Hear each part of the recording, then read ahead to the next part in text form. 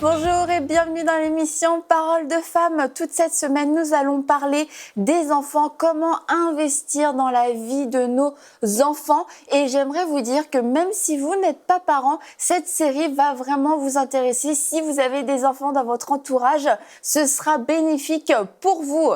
Et nous avons comme invité cette semaine Sylvie. Bonjour Sylvie, tu vas bien? Bonjour Annabelle, bonjour tout le monde. Bon, on a deux invités en fait. Oui, effectivement, je m'épanouis comme vous voyez. J'ai une petite Zoé qui devrait arriver dans 2-3 semaines, donc on est venus ensemble sur le plateau de l'émission. Eh ben c'est super, enchantée Zoé, nous sommes heureuses de faire ta connaissance et j'aimerais te dire que je suis prête à l'accueillir si jamais ça arrivait sur le plateau. On va attendre un petit peu, T'es pas d'accord apparemment. Anne et Aurélie, vous êtes prêtes aussi? On est prêtes, le cours de tourisme et tout. Ouais, parfait. Donc sans toi en sécurité, c'est quelque chose qu'on n'a encore jamais vécu sur le plateau, mais on est prête à le faire. Non, pas Aurélie. C'est pédagogique. Donc, on va parler des enfants toute cette semaine parce que c'est un sujet que tu avais vraiment à cœur. Et puis, tu étais déjà venue en fait sur le plateau de Parole de Femmes. Tu avais parlé de la délivrance, comment après des années d'oppression, tu avais été surnaturellement délivrée. Et beaucoup de gens ont été touchés, ont été délivrés. Tu as eu beaucoup de retours. On t'a donné du travail. Hein. Effectivement, suite à ce témoignage, beaucoup de femmes en détresse m'ont contactée de partout dans la francophonie. Et on est en train de les accompagner. En fait, j'ai envoyé des courriels de ressources, des femmes qui se retrouvaient dans mon témoignage et des femmes qui vivent aussi même des choses pires que moi et qui sont en attente pour la plupart d'un rendez-vous de délivrance. Certaines ont déjà été rencontrées et ça fait vraiment toute une différence. Bon, donc oui, je pense que c'est une émission qui a eu de l'impact et qui a été un message d'espoir pour beaucoup. Tout à fait, oui, parce qu'on te voit aujourd'hui délivré, en paix. Oui, c'est vraiment différent. C'est formidable, servant le Seigneur, super épanoui, épanoui. Oui, dans tous les sens.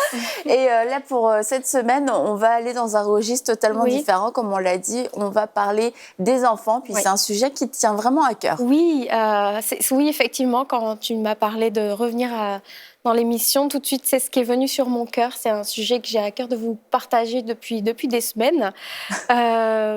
Les enfants sont vraiment des bénédictions. Et alors que je priais dernièrement pour cette émission, je priais, j'étais avec le Seigneur. Tout de suite, ce que le Seigneur m'a dit, c'est que les enfants sont un trésor. Les enfants, je les aime, je les chéris, ils sont précieux, infiniment précieux. C'est un trésor dont il faut prendre soin parce que c'est un trésor fragile. Et le Seigneur a vraiment insisté sur ce point. Il faut se souvenir que Jésus, quand il est venu, a été révolutionnaire. Il s'est intéressé aux gens qu'on rejetait, les pécheurs, les lépreux, les gens de mauvaise vie. Et les enfants. Et les enfants, les femmes et les enfants. Il leur a donné une valeur. On peut se souvenir de l'épisode où on voit les disciples qui repoussent les enfants dans les évangiles. Dans 3 évangiles, cet épisode nous est raconté. Alors que Jésus va les accueillir, les disciples voulaient rester entre eux, les enfants les importunaient, les déranger. Et la parole nous dit que Jésus a été indigné de l'attitude des disciples. Et vous connaissez cette parole qui dit « Laissez venir à moi les petits-enfants, ne les en empêchez pas, car le royaume de Dieu est pour ceux qui leur ressemblent. » D'emblée, Jésus a dit non, les enfants ont de la valeur, les enfants sont précieux. Il a donné de la place aux enfants, il les a bénis, et il les a même pris en exemple. On est invité même à ressembler aux enfants. Enfin, moi, j'ai des enfants, j'ai 3, bientôt 4 enfants, des filles dont je suis très fière. Et les enfants, c'est quand on les regarde. On peut peut-être voir une petite photo de ta famille. Oui, ma famille, ma belle famille. Photo de ta belle famille et de ton mari aussi, David. Oui. Ça prend un mari pour faire des enfants. C'est pas un grand garçon, c'est ton mari. Oui, c'est mon mari. Alors, on voit Camille qui a 8 ans maintenant, Chloé qui a 5 ans. Et Charlotte, alors là, on la voit bébé, mais maintenant, elle a 18 mois, Charlotte. D'accord, la photo, elle a 1 an. Oui, elle a 1 an, là. En tout cas, belle petite famille, enfin, grande famille, en fait, à vrai dire. Oui.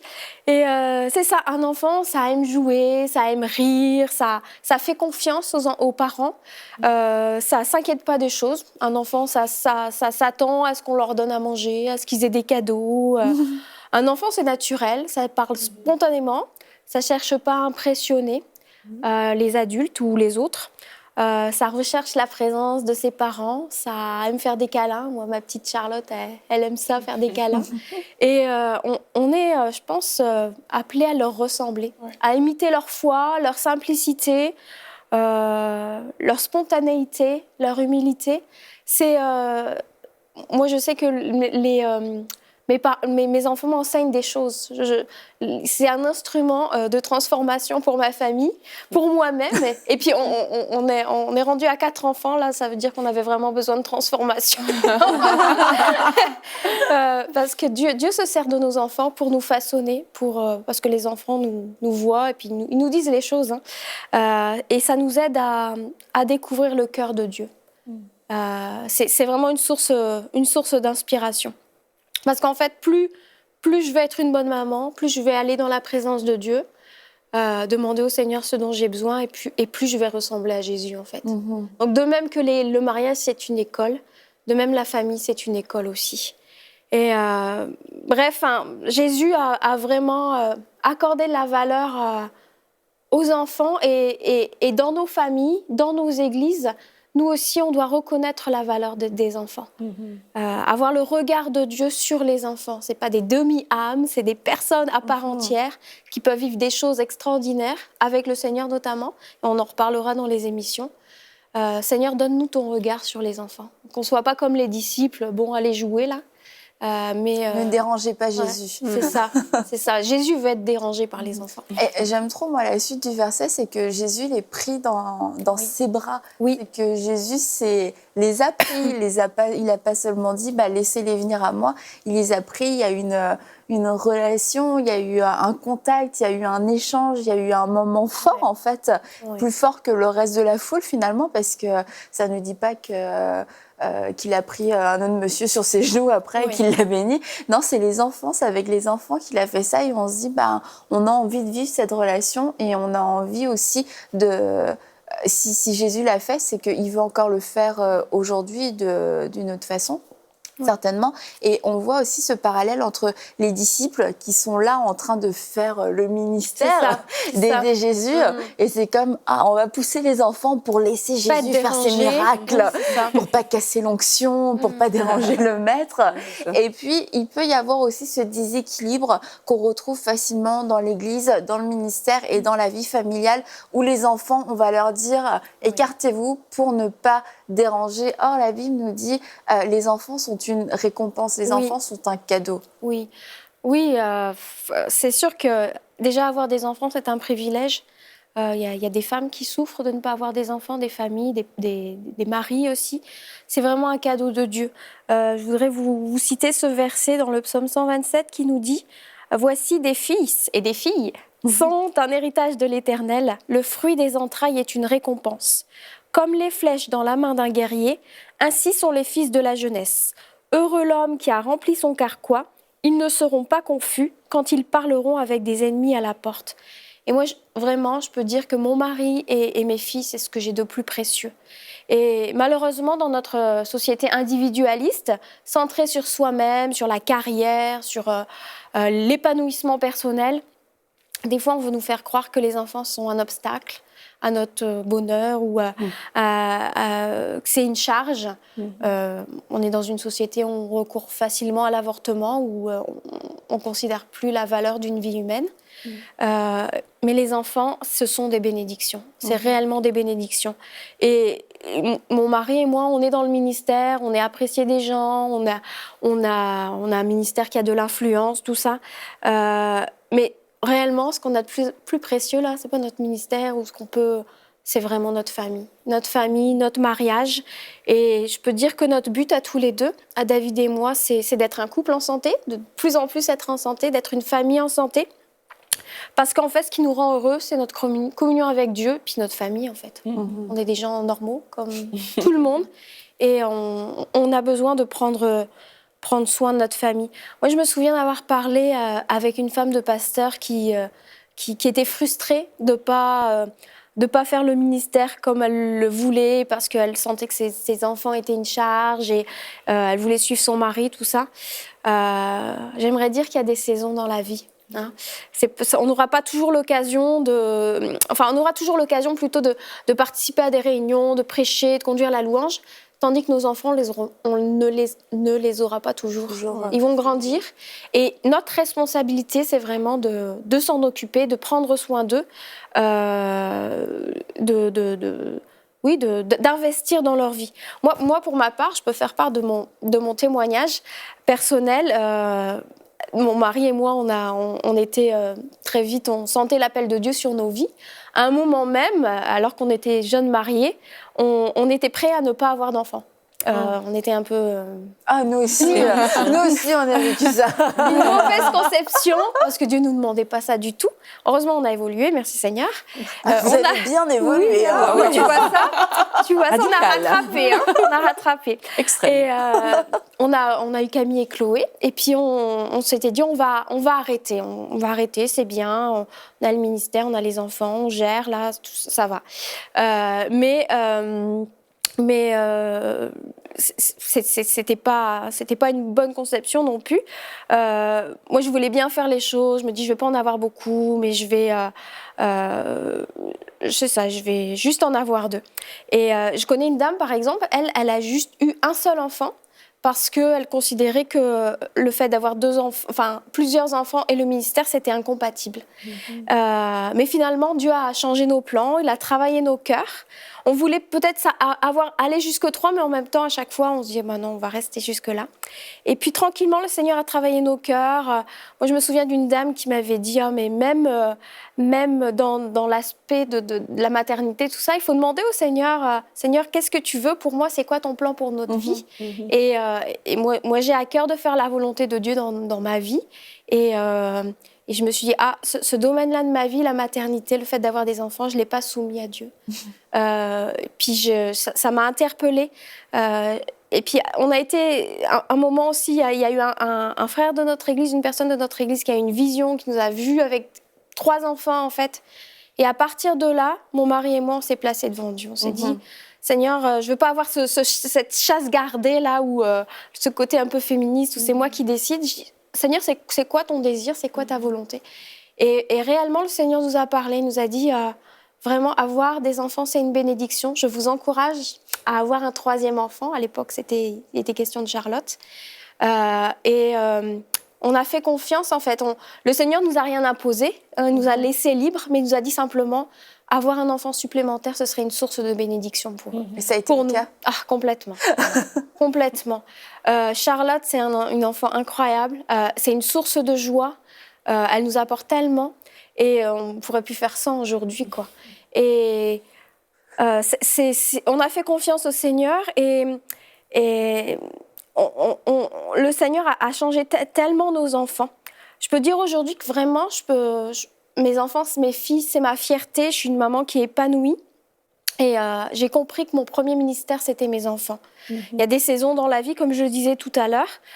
Et même si je ne peux pas toujours accompagner David dans le ministère, je ne suis pas frustrée parce que je sais que ma place est auprès des enfants. Et puis, si le Seigneur veut se servir de moi, s'il a une mission particulière, délivrer un message à Parole de Femme, par exemple, il va s'arranger avec ça. Des personnes vont prendre soin de mes enfants, puis à chaque fois, Dieu pourvoit, c'est super. En fait, je fais juste ce que Dieu me demande. Je ne fais pas 40 000 choses, mais je m'occupe de mes filles, j'investis en elles, et elles vivent déjà des choses avec le Seigneur. Je m'en occupe bien, et puis il y a des temps pour elles, et puis il y a des temps de ministère que Dieu permet. Et tout se fait, je dirais, dans l'harmonie, en fait, pas dans la frustration. J'aime beaucoup cet équilibre, en fait, que vous apportez par rapport au qu'on a ministère. appris à avoir. Oui, parce que trop souvent, on voit des enfants qui souffrent vraiment au détriment du ministère. On voit des enfants que leurs parents ont à cœur de servir et vraiment s'empiètent sur leur relation avec leurs enfants parce que les enfants sont restés peut-être trop longtemps à l'église. Les enfants n'ont pas une éducation propre dans un cadre vraiment familial, mais ils sont plutôt, entre guillemets, ballottés par-ci, par-là. à cause du ministère. Et ça, c'est vraiment très important d'apporter ça aujourd'hui, c'est qu'on peut mener une vie vraiment équilibrée par rapport à nos enfants, dans laquelle on sert le Seigneur comme il nous a demandé, selon les orientations qu'il nous a données. Et aussi, on prend soin de nos enfants, on propose un cadre aux enfants pour qu'ils soient épanouis, pour que leur vie aille vraiment dans le sens que Dieu veut, parce que Dieu, il a confié ses enfants pour qu'ils aillent quelque part. Et ça, c'est ce qui va faire la différence vraiment dans la vie des enfants. Et c'est ce qui va permettre même que non seulement les enfants soient épanouis, mais que quand ils grandissent aussi, ils ont envie de suivre l'exemple de leurs parents. Absolument. Et pas de rejeter le Seigneur ou de rejeter... Parce qu'ils auront une bonne image, en fait. Exactement. Les enfants, c'est notre première église, notre première mission, notre premier ministère. Et Dieu, effectivement, il y a des enfants qui sont sacrifiés sur l'autel de la carrière, des fois, ou du ministère, du travail. Alors que Dieu, c'est pas le désir de Dieu, en fait. Je pense que c'est lié aux mauvaises conceptions qu'on peut avoir. Mais Dieu veut qu'on s'occupe des enfants. C'est pas... Moi, mes filles, elles ont juste un papa et une maman, et c'est nous. C'est à personne d'autre que Dieu demande d'assumer ce rôle-là. Et nos enfants doivent savoir qu'ils sont prioritaires par rapport au ministère, par rapport au travail, qu'ils sont importants. Dieu nous fait confiance, il nous les a confiés. Et si on est équilibré, justement, si on s'en occupe comme il faut, on leur donnera une bonne image de Dieu, pas l'image d'un Dieu exigeant et qui vole le papa et la maman. Et on leur donnera le goût de suivre Dieu et puis de servir plus tard, en fait. C'est un sujet où il faut beaucoup de sagesse, parce que quand on est pris dans le ministère, on a évidemment très à cœur l'œuvre de Dieu, et puis c'est légitime et c'est normal. Et nos enfants, je pense qu'il y a aussi une question d'éducation et de génération. Moi, j'ai connu une génération de pasteurs plus âgés que nous qui enseignaient aux plus jeunes. Je me souviens d'un pasteur en particulier qui disait « Mais où est-ce qu'on a vu ça que les femmes et les enfants ont quelque chose à dire dans le ministère par rapport aux mutations Et il y avait un déséquilibre. Alors, c'était peut-être une question d'époque et de génération, mais en tout cas, ça a fait des dégâts. Il y a eu beaucoup de familles de pasteurs où les enfants, même arrivés à l'âge adulte, n'ont plus rien voulu savoir de l'Église. Et notre but, comme tu disais, notre première église, c'est les enfants, c'est nos enfants. Et les négliger, c'est commettre une grave erreur, et même un péché, j'allais dire. Parce ils sont aux premières loges pour qu'on déverse en eux notre foi, notre amour pour Dieu, notre amour pour l'Église aussi. Si on arrive à l'effet contraire, c'est que c'était pas la bonne méthode. Donc après avoir vu des générations qui se sont plantées, il faut pas reproduire les mêmes choses. Et j'avais un autre pasteur qui m'avait dit, écoute, j'avais des bébés à l'époque, j'en avais 3, mais vraiment petites, en dessous de 4 ans. Et il m'avait dit, faut pas que tu culpabilises de pas être à toutes les réunions avec ton mari. Puis à l'époque, en plus, il faisait des réunions non seulement à l'église centrale, mais aussi dans la région. Il allait à 80 km faire des réunions. Il y en avait 10 dans la semaine. Et je lui disais, ouais, mais je peux pas le suivre. Il en faisait 10, après-midi, soir, des fois 3 dans la journée. Il me disait, mais il ne faut pas que tu te culpabilises. Il y a des saisons, comme tu disais, il y a des saisons. Et dis-moi, ma femme, quand les enfants étaient petits, c'était la priorité, les enfants. Et puis l'église, ça venait après. Et il n'y a pas de raison de culpabiliser. Il y a une autre épouse de pasteur qui m'a dit, oh, moi, elle avait 4 ou 5, elle les emmenait à toutes les réunions, partout. Apparemment, ça a donné des bons résultats aussi. Donc, il faut être sage, il faut être à l'aise avec le choix qu'on fait. Et si on voit que nos enfants souffrent, il faut vite rectifier la trajectoire. Ça, c'est ce que tu dis, être à l'aise avec le choix. Ça, c'est très, très important. Puis moi, mes enfants sont jeunes, mais je suis dans une saison où ils sont jeunes, mais je fais encore des choses pour le Seigneur, mais de façon équilibrée et sage. Mais la parole de Dieu nous dit quand même, dans 1 Timothée 5,8, vous connaissez ce verset, « Si quelqu'un néglige les siens, en particulier les membres de sa famille et les personnes qui vivent sous son toit, c'est la version parole vivante, il renie sa foi, il est pire qu'un incroyant. » Ça, c'est quand même clair, quand même. C'est direct. Et on ne veut pas être de ceux qui négligeons notre famille. On peut réellement réussir les deux, notre vie de famille et le ministère. C'est possible. Et moi, j'aime ces paroles de mon mari qui dit, je ne suis pas un pasteur qui a des enfants. Je suis un papa qui prêche. et Dieu prend réellement plaisir quand on s'occupe de nos enfants, quand on joue avec eux. C'est une façon de bien le représenter. Puis aussi, au niveau de l'Église, c'est un témoignage, parce que les gens ont les yeux rivés sur nous, parce qu'en tant que pasteur, on a un rôle éducatif, et on est là pour leur enseigner aussi à bien prendre soin des nôtres. Et si nous-mêmes, on néglige nos enfants, que nos enfants sont frustrés, que dès que l'adolescence arrive, on ne les voit plus à l'Église, on a un mauvais témoignage, et notre prédication, ça devient « faites ce que je dis et pas ce que je fais ». Mais c'est ça. Donc, il ne faut jamais oublier que, et même quand on est pas forcément pasteur, mais une famille très engagée dans l'Église, les autres ou les nouveaux ont les yeux sur nous. Et il faut donner un bon témoignage. Et être un bon témoignage, c'est avoir une famille épanouie, une famille qui aime Dieu, tous les membres de la famille. Et c'est une grande souffrance. Il y en a sûrement qui nous écoutent, qui ont des enfants qui se sont détournés. Ils le savent à quel point c'est une grande souffrance et même quelquefois une source de culpabilité et même de honte de se dire bon ben nous on prêche les autres mais les nôtres font n'importe quoi. Donc ça il faut prendre conscience de ça dès le petit âge, comme toi tu as des petites filles.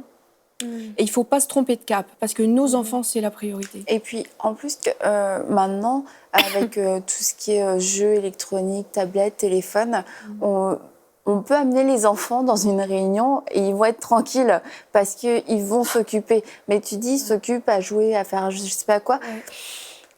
Est-ce que finalement, et c'est pas pour dire n'allez plus à vos réunions, d'accord, mais est-ce que finalement c'était la bonne chose à faire parce qu'on passe pas un temps de qualité avec les enfants? On peut le faire, mais de le faire de façon systématique et régulière, 10 réunions par semaine, où tu te dis à ton enfant, ok, prends le téléphone, prends l'iPad et puis vas-y, fais tes choses, alors qu'on pourrait être à la maison et puis passer un temps de qualité, avoir des horaires peut-être plus équilibrés, une vie plus équilibrée au niveau des repas, au niveau du sommeil et du coup du bien-être en général, de l'équilibre de l'enfant, des résultats scolaires, du caractère, de l'humeur. Est-ce que ça en vaut la peine? Et à cause de cette pression, puis de cette éducation qu'il y a pu avoir dans les années passées, il faut être là, coûte que coûte, peu importe ce qui arrive, et avec cette idée que, bon, les enfants, il ne faut pas qu'ils dérangent, donc si tu n'as personne pour les garder, tu les amènes, mais ils ne dérangent pas, mais au final, ils subissent, en fait, ils subissent ce genre de choses, et il faut savoir choisir notre combat, et savoir reconnaître les saisons. Puis toi, Anne, tu peux le dire aujourd'hui, tu n'es plus dans cette saison-là, finalement, maintenant, tes filles sont grandes, mais ça arrive un jour, tu vois, c'est pas un mythe. Ça arrive, c'est pas un mythe, les enfants grandissent un jour. Je confirme aux mamans qui se découragent, il y a un moment où elles sont grandes et c'est terminé. Mais pour revenir au fait de les trimballer partout dans les réunions, il y a aussi une demi-mesure à voir. Parce qu'il y a aussi des mamans, dès qu'elles ont un bébé, on les voit plus. Oui, ça c'est vrai. Alors, il faut aussi un bon équilibre. Moi, quand je dis que j'ai donné la priorité à mes enfants, ça ne veut pas dire que j'allais pas aux réunions avec elles. Il y avait des réunions, il y avait des garderies, parfait. Mais après, il y avait aussi des réunions où il n'y avait pas de garderie. Il y en avait au moins 2 dans la semaine où je les emmenais avec moi. Puis elles faisaient leurs petites affaires. Elles avaient appris à être très calmes dans les réunions. Puis elles écoutaient le message. Elles faisaient des petits coloriages, mais il faut pas les traîner à 10 réunions par semaine. Voilà. Ou des réunions qui terminent à 11h du soir alors qu'ils ont de l'école le lendemain. Tout à fait. Donc il faut être raisonnable. Puis il faut trouver le juste milieu qui soit compatible avec l'équilibre de la famille. Et il y a aussi des saisons. Les bébés, c'est pas la même chose que d'avoir des enfants qui sont en primaire ou en secondaire ou au collège. Oui, les bébés, ça se trimballe assez bien. Ça se trimballe. C'est plus facile. Jusqu'à un certain âge. C'est ce qui se trimballe le mieux, les bébés. Après, ça se complique. Pas quand ça court partout dans l'église. C'est ça. Donc, il faut vraiment que, c'est du sur-mesure. Il faut qu'on trouve le juste milieu entre le trop qui va écœurer les enfants et le pas du tout qui va aussi amener un contre-témoignage auprès des enfants en disant l'église c'est pas si important. Parce que quand c'est un petit peu trop compliqué, on n'y va pas. C'est ça. Moi je pense parfois il y a des gens qui ont des ados et qui ont justement loupé cette période-là où à l'enfance ils ont su montrer aux enfants, faire l'équilibre en fait dans la famille, aller à l'église, rester en famille. Et il y a des ados aujourd'hui qui refusent juste de se pointer à l'église parce que non, on en a comme marre. Et moi, je pense qu'il n'est pas trop tard et que c'est un message qu'on peut adresser aux parents aujourd'hui, c'est que même si dans le passé, les choses n'ont pas été faites comme elles devraient le faire, il n'est pas trop tard pour se dire, OK, peut-être j'ai raté cette phase-là avec mon enfant, mais aujourd'hui, je décide de corriger. De prendre mon enfant en main et de lui apporter ce que l'enfant a besoin à ce moment-là.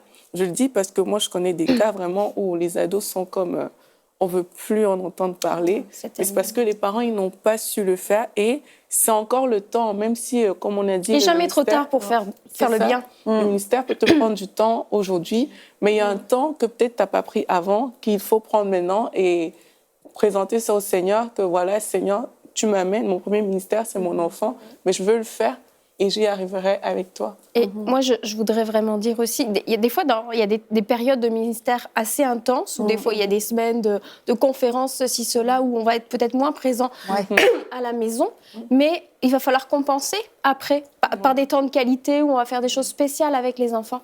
Et je voudrais vraiment redire aux gens qui sont dans le ministère, que c'est possible d'avoir même plein d'enfants et de faire un ministère, d'avoir un ministère d'influence, d'impact, dans la mesure où on fait ce que Dieu nous demande seulement. Parce que limiter notre vie personnelle, le fait, un peu nous, comme on était comme ça, limiter le fait d'avoir des enfants pour le ministère, c'est, encore une fois, c'est donner l'image de Dieu, d'un maître dur, exigeant, et en fait, on compte sur nos propres forces. Alors que si on fait vraiment, on éduque nos enfants et on amène la gloire de Dieu dans notre famille, je vous assure que Dieu, il va être là quand on va faire le ministère, quand on va prêcher, il va déverser son onction, sa puissance. Et vraiment, comme je le disais, on va réussir notre vie de famille et réussir le ministère parce qu'on fait vraiment ce que Dieu nous demande, dans la famille et dans le ministère. On se surcharge pas, on prend pas des fardeaux qui sont pas les nôtres, parce que si on veut, là, le ministère, il y a toujours des besoins. Les besoins sont immenses, il faut s'en occuper, mais sans négliger nos enfants sont prioritaires. Je dis amen, hein, même si j'ai qu'une seule fille. Mais j'assume mon choix, je suis à l'aise avec ça. Mais c'est vrai, tu as raison, il ne faut pas se limiter, surtout si on a... Contrairement à moi, la fille qui est obligée de se justifier. La semaine va être longue. Non, mais de se limiter si on a ce désir-là d'avoir une famille nombreuse, d'avoir plusieurs enfants, non, ça va pas être possible, ça va pas être possible, ça va pas être possible. Alors qu'on a vraiment ce désir-là, c'est de dire au Seigneur, ok, est-ce que c'est possible finalement? Oui, c'est possible. Est-ce que ça va être compatible? Oui. Et Sylvie dit oui aujourd'hui. Oui. Pleinement convaincue. Et Anne dit oui aussi, parce que toi, oui. Anne, tu as eu 3 filles et vous avez servi le Seigneur et vous servez encore le Seigneur et vos filles servent le Seigneur aujourd'hui. C'est ça qui est super. Toutes. Elles sont toutes très engagées, fidèles. Ouais. Donc elles n'ont pas été dégoûtées. Absolument pas. À aucun moment, elles ont été dégoûtées. Mais si on fait bien les choses, on se reproduit dans nos enfants et on leur donne le goût aussi de suivre Dieu et de servir Dieu. Toi, tes filles servent Dieu maintenant. Ah bah, depuis qu'elles ont quasiment 8-9 ans, elles servent dans l'église. Hein.